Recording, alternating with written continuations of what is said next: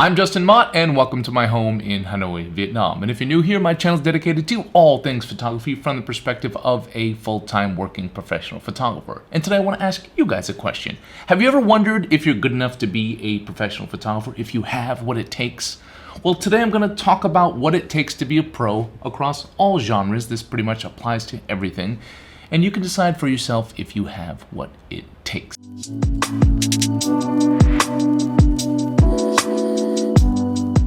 So as always, guys, don't forget to check out my online store at justinmott.com, where I've got Lightroom presets, I've got educational one-on-one packages, and I've got prints for sale with free shipping worldwide. Check all those out again at justinmott.com. So today I'm going to talk about what it takes to be a professional photographer. This video was sparked by my one-on-one sessions where I have all spectrums of photographers, people young and just starting out with sort of 1 foot into the corporate world and they want like 1 foot out into the photography world, or retirees that are sort of romanticized early on in their lives, or still romanticized about what it would have been like to be a professional photographer.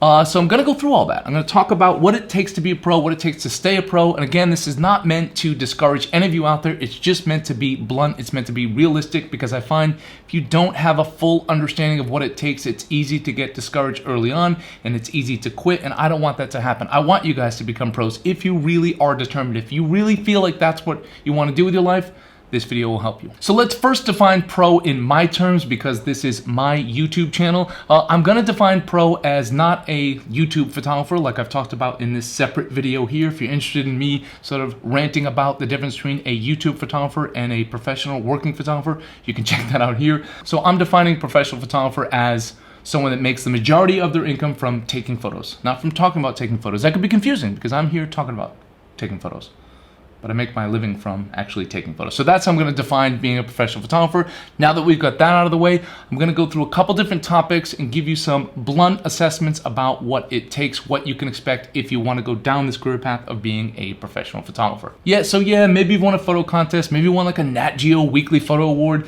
maybe you won one of my contests or workplace contest, or you've taken a similar shot that a pro took, or you've mimicked a shot that a pro took, and you're like, oh yeah, I did the same shot they did. I'm just as good as them. I mean, I've actually had people say that to me.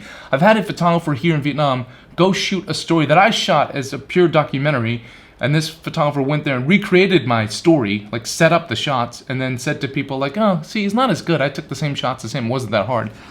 If you think that's okay, and if you think that's what it takes, then I'm the wrong guy to listen to. Tune me out right now, because that's not what it takes. And stop thinking you're going to be a professional photographer with that attitude.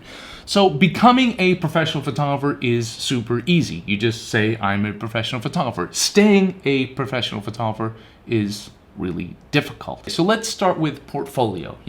I do a lot of portfolio reviews. A lot of you out there, you might have 1 or 2 really like exceptional images. Maybe some of you have like 10 okay images, and then there's a significant drop off after your 10 images. And then those images sort of encompass all different genres. You might have like a cool wedding shot, a decent landscape shot, an okay street photography shot, maybe like something documentary wise, but that's not gonna cut it. As a professional photographer, especially early on in your career, you're gonna have to shoot multiple genres. So for a lot of you out there, you will. And then each of those genres, you're gonna have to be like exceptional. You can't just have 1 or 2 images in those galleries. You're gonna have a portfolio that has all those galleries. Let's say you've got portraits, let's say you've got weddings, let's say you've got commercial work, and let's say you've got landscape work. So within each of those galleries, 1 or 2 really exceptional images and then a bunch of just repetitive or redundant images or just like okay images isn't gonna cut it. But each of those galleries, you're gonna have at least like 15 to 20 exceptional images. And that takes time. That takes a long time to build your portfolio. It takes a long time to have a portfolio worthy of calling yourself a professional photographer. It takes years. Each of those categories you want to get paid in, you're going to have 15 to 20 great to exceptional images in those galleries. So you've got to work on filling those. And you say, well, how do I do that if I don't get hired to do that? You've got to grind. You've got to hustle. You have to figure out how to get those images yourself. I can't figure it out for you. You have to find a way with your spare time, and I know that's hard for a lot of you out there, but again, this is all blunt, this is what it takes. You're gonna have to find time to build a portfolio in each of those galleries, to build a portfolio of the kind of work you wanna get paid to shoot. So for example, if you wanna get paid to shoot weddings, you're gonna have to go out there, work as a second shooter, work as a third shooter, work as an assistant, learn, go out there, grind, hustle, whatever it takes. If you wanna do commercial photography or studio photography, Go rent a studio, find your time, borrow one or trade or barter, whatever it takes, really, whatever it takes. Early on in my career, I built the portfolio that I wanted to get paid to shoot. So I wanted to do assignment work. I always wanted to work for the New York Times, especially early on in my career. So I went out and shot stories because I knew my editor was gonna look at my stories and say, okay, I can hire this guy, I can trust him to tell one of our stories that we're doing. I bartended, I worked full time, I hustled, I paid my own way through school, I saved up money, I went into debt, and when I moved out to Southeast Asia, I lived in a guest room that was like $5 to $10 a night, and I worked on stories. Now, I'm not saying everyone has to do that, but that was my path. That's what worked for me. I built that portfolio by just going out and doing it. I told stories, I found ways, I found access. Same with commercials, same with weddings, same with landscape. You've got to put the time in, you've got to grind, you've got to hustle. And again, it takes years to build that portfolio.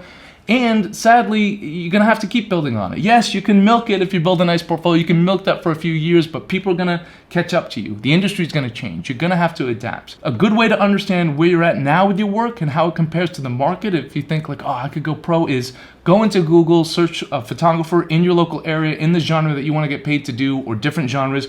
Google those photographers, find like the best 5 out there. Look at their work from start to finish. Look at their galleries for portraits. Look at their galleries for weddings or whatever they have. Look at those galleries. Look at them from the first image to the last image and say to yourself, can you compete with that? And if not, don't let that discourage you, but know that is the bar. If you want to work just in that area, that's the bar. If you want to work nationally, you want to work globally, then start looking at photographers in that realm and start looking at photographers from that perspective. But look closely at your competition. So be realistic where you're at now with your portfolio, build to get to where they're at, and ultimately build to be better than them. If you want to get their work, you want to get more work than them, you've got to be better than them. Find a way. On that note, guys, if you're enjoying the video so far, if you're enjoying my rants, enjoying my tough love here, and you like watching my head with words coming out of it, don't forget to take a moment to like, share, and subscribe right now. Now, moving on to the next topic, execution. Not like that kind of execution, but like executing a paid assignment, a paid job, whatever you want to call it. You can't mess up. Not once. You can't have a bad day. It's not like going into the office. I know people say, oh, I can't have a bad day at the office, but some jobs you can go out there and you can mentally check out, right? You can mentally check out for an hour, you can mentally check out for the day, you can maybe even mentally check out for a month or so. You can have a bad day. But when you're getting paid to shoot someone's wedding, you're getting paid to shoot an ad campaign, you're getting paid to fly somewhere to do a huge assignment that's gonna be on the front page of a major media outlet, you can't have a bad day. So execution, you're gonna always have to execute. You're always gonna have to find a way. Always find a way to get access. Always find a way to get a creative image. Always find a way to work around tough situations. You know, for you wedding photographers out there, you might come across, like I have, like maybe a groom. I've come across a groom that hated having his photo taken, and his wife saying like, I really want good photos of him, but he hates having his photo taken.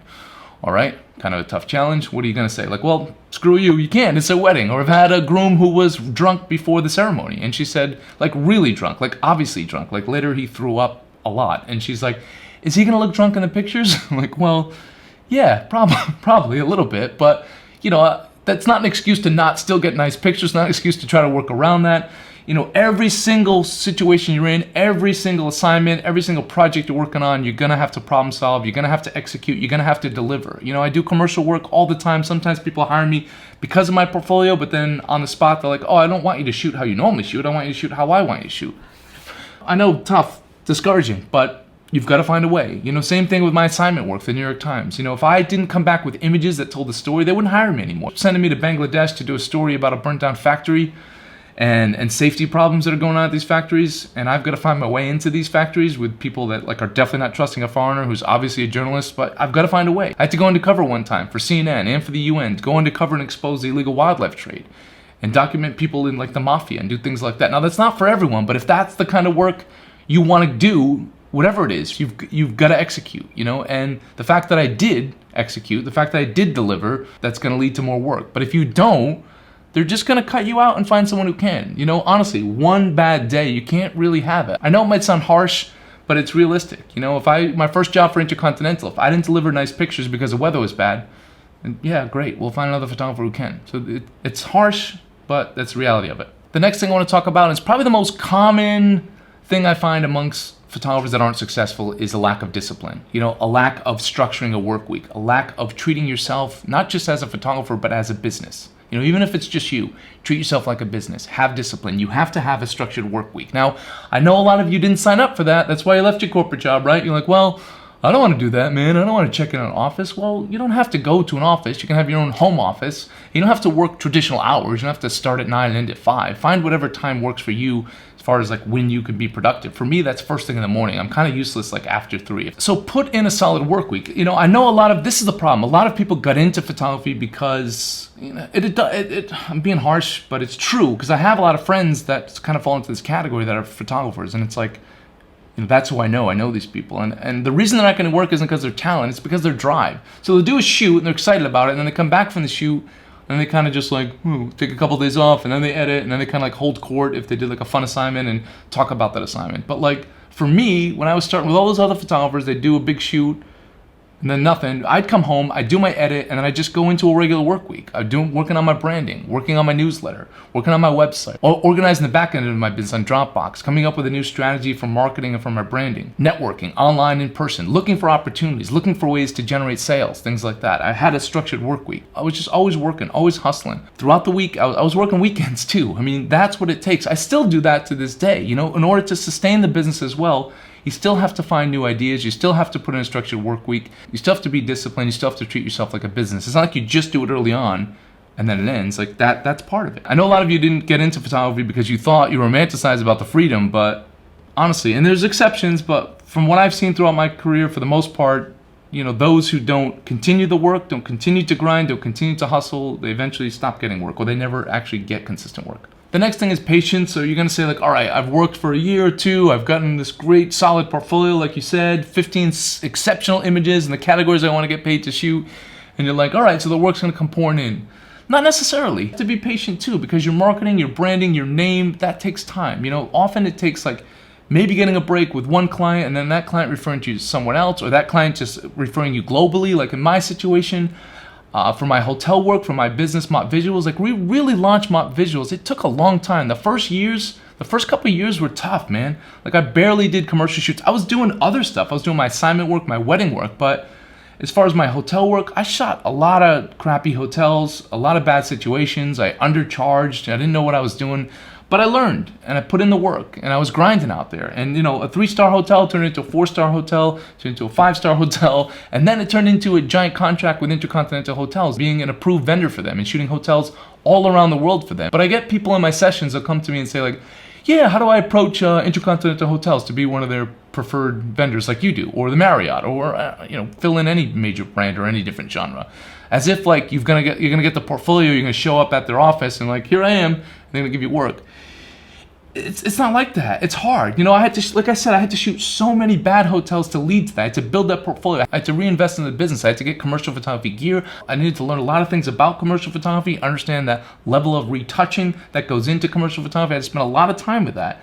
And then, yeah, you might get a one-off big client, might get like a huge job for Nike or something like that, but that doesn't mean that that's going to lead to like you're getting all the Nike work. Again, that comes down to execution, it comes down to your relationship, it comes down to your branding, but step by step, it's gonna take a long time. Again, a long time to build that portfolio, a long time to get a couple of those marquee clients. So it's easy to get discouraged, but again, be productive during that discouragement. Those weeks, those months where you're not working, hustle. Put in that work week, like I said earlier. Put in that time to do every other aspect of your business, because all of that is going to support you later on. All of that's going to help once you start getting that work, once you start getting that consistent work or getting one of those big clients. So, you know, don't expect it early on. Just be patient. Like really, don't expect to get that New York Times assignment the second you announce you're a pro photographer. It takes time. You've got to build relationships with editors, with writers. Same thing for commercial work, same thing for wedding work. It takes time to build your brand, to build your reputation, to build your name. Give it time, and eventually it will pay off. I know a lot of you out like, oh, I don't want to shoot weddings, I don't want to shoot crappy hotels, I don't want to like, yeah, fine, but don't expect that to just magically get work. You know, I had to do everything early on in my career. My wedding work taught me so much. I learned something from every single shoot that I did, no matter how crappy it was. Like, you know, I didn't love weddings in the beginning. I didn't mind them, but I didn't like absolutely love weddings in the beginning. But that allowed me to afford some of the commercial photography lighting I needed, some of the commercial photography equipment I needed. It afforded me some freedom to do my personal projects. So, you know, for those of you that like, I don't want to do family, I don't want to do portraits, and you think you're just going to quit your corporate job and just get into it. You know, again, if that's not really what you want to do at all, fine. But if you want to make money doing photography, you're going to have to find other ways. You're not going to necessarily start with doing exactly what you want. Not even necessarily. You're not going to, I'm being blunt here today, so I'm going to continue to be blunt, you're not going to start doing exactly what you love to do. You're going to have to do a lot of stuff that you don't like to do, but hopefully that stuff's better than the other job that you quit or that other career path you're going to go down to. That's the way I always looked at it. I always looked at it like that. Like, is this better than the corporate job? Is this better than my other job that I had before? Yes, because I'm still taking pictures and I love taking pictures. Now, the last thing I want to talk about today is sustainability. This is one of the harder things to do in your photography career. Now, if you work in a corporate environment, a corporate structure, you're going to work your way up the ladder, right? You're going to start at this position, work your way up, and then it's kind of like your new pay grade and your new title. Now, photography doesn't work that way. The industry doesn't care. The industry doesn't owe you anything. The industry doesn't give away titles. They don't have 401k programs. They don't save for you, and nothing like that. It doesn't matter. You're on your own out there. We're alone. And we have each other, but we're kind of alone. So you might work your way up to consistent work. You know, I've had points in my career early on, like I said, wasn't really busy at all. Then I get to a certain point where I'm just like fully booked. Then you get like maybe a commercial job, one of your first big commercial jobs, or maybe even later on in your career, you get this big commercial job and they pay really well. And it's like, oh, I should be charging that for everything. So then you change your prices to go to that. And you're like, oh, this is what I charge now. This is what Nike paid me. And then like, oh, we're not paying that. And again, like, I don't think you should undervalue your work, but there's a point too where if you're charging a certain amount, you don't get work, you're gonna have to reassess things. So you don't like magically just all of a sudden go up in your pay grade. I see photographers do that all the time. We have 1 or 2 busy weeks or 1 or 2 busy months, and then they start charging a lot more, and then the work drops off. But then they're just stubborn and they say like, well, that's what I got for this job, that's what I'm worth. Yeah, you were worth it for that job, but the industry will dictate it, the market will dictate it. I mean, you can try to dictate it yourself by the quality of work and your branding and all that, and that's what we try to do. But you know, at some point in your life, at some point in your career as a photographer, you're gonna have to pivot. Or whether you burnt out creatively in that field or whether that industry itself burnt out. You know, I've seen people that do like car photography and that switched to more like CGI stuff. So they had to pivot. They had to make a change. You know, even early on in my career, doing the New York Times stuff, busy all the time, running around all the time. It was exciting, but you know, then I have a few months where it wasn't so exciting. I have a few months where it wasn't that busy and they don't pay well. So that's when I had to pivot and start to do commercial work. Now, even in my 40s, I've had to pivot as well. I didn't have to pivot, but I wanted to pivot. So that's a creative pivot. You know, I still have my production company, I still have Mott Visuals, and that's important to me, but I wanted to go back to doing more documentaries. So I pivoted to doing a little bit more wildlife photojournalism. So at some point, whether it's finances or you just burnt out creatively, you're gonna have to pivot in your career. So expect that to happen at some point. Be prepared for it, be ready. You can do so by just being a versatile photographer. You know, the other thing is the industry is gonna catch up to you. If you're an industry leader, like in our business for hotels and resorts, we've been leading the industry in this region for a long time, or at least one of the leaders.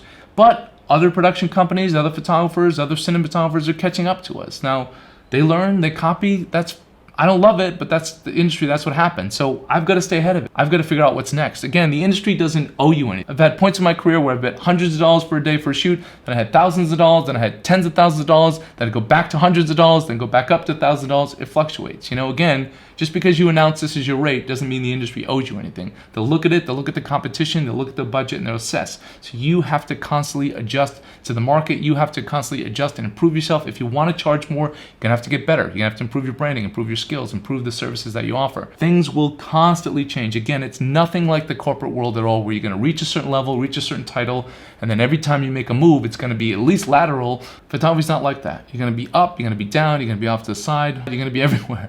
You just gotta weather the storms. But hopefully, you know, be optimistic at the end. Hopefully that ratio changes from like the downtimes early on, the lack of shooting early on, to the ratio being a lot more shooting later on in life. But you will have ups and downs. The industry will change. You will have to pivot. You will have to adapt. You will have to utilize that downtime. Now, all these things are important. You notice that I didn't mention talent anywhere. I don't believe in that. I think photographers that tell you it's all about talent are just patting themselves on the back. I don't feel that way at all. I tell this story a lot. You guys have heard it before from me. I did a workshop years ago where there was about 10 photographers, and I was easily the worst one. And to this day, I think I'm the only professional photographer out of the group, because, you know, it's not talent. It's not photography talent. It's work ethic and ambition talent. That's what I'll call it. If you put the time in, you stay the course, you're determined to make a living out of this. If after all the things that I said, if I didn't scare you away, which I didn't want to do, if I didn't scare you away, just remember those things. It's not talent. If you're not good now, you can get better. As I did. What's gonna work for all of you out there is being patient, understanding what to expect. Once you understand to expect these things, you understand to be patient, you understand it takes time, then you can plan accordingly. And then you hopefully won't get so discouraged. So for all of you out there, do you have what it takes to be a professional photographer? I don't know, only you know. But if you really, truly want to do this and you follow the things that I said, I sound like a pitchman, but I just really believe that. If you really want to make it happen, you can't do 1 foot in, 1 foot out. You're gonna have to fully dive in, whatever that means for you financially and how to plan that, fine. You're gonna have to adapt. You probably have to shoot other things. You probably have to shoot multiple different genres, but you're definitely gonna have to do all the things that I said to make it work. You know, again, hopefully I didn't discourage any of you guys out there. If you have any questions about what it takes or any questions from this video, you can ask me in the comment section below. I try to answer every single question out there, guys. Thank you all for tuning in. Don't forget to like, share, and subscribe, and don't forget to have a wonderful day.